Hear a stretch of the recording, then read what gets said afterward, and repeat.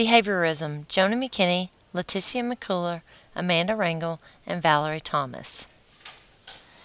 Behaviorism is viewed more as a psychological theory opposed to an education philosophy, but behavioralism cannot be ignored when one addresses education and how people learn, because behavioralism explores how people respond to stimuli. All behaviors are caused by external stimulus, operant, and conditioning, and without consideration of internal mental state. One of the most common examples of behaviorism is classical conditioning. Most people that know of classical conditioning are familiar with Pavlov and his dogs. Pavlov would ring a bell and present his dogs with food. Eventually, the dogs would salivate at the sound of the bell even without food being present. The responses are involuntary, and his works with people as well as animals. A criticism of behaviorism is the issue of freedom. Innate freedom is non-existent. People are already controlled by environmental and social forces. Skinner says that children are already being influenced and that educators have the opportunity to influence students in the right way, but many argue that it's not right for someone else to decide how others will be conditioned. When it comes to education, behavioralism is already playing a role.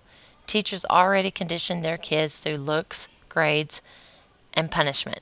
An experience in class or with a particular subject may cause a child to love or hate that subject with little to no knowledge, just because it has been associated with negative or positive feelings or experiences.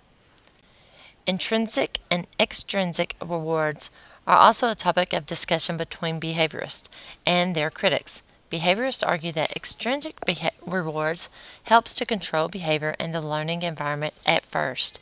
Then, through conditioning, students will become intrinsically rewarded. Critics say that it is undesirable for students to be extrinsically rewarded for something that they should already be doing, but the extrinsic reward sometimes has proven to change behavior from undesirable to desirable. Challenges that educators face with behaviorism and their students is time. In order to condition your class, you must make it a routine to present the stimuli with a reward or punishment when a behavior happens in order to produce change.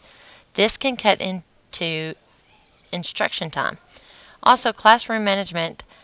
How can a teacher manage a class that has children learning on different levels? Behaviorism leaves little room for differentiating.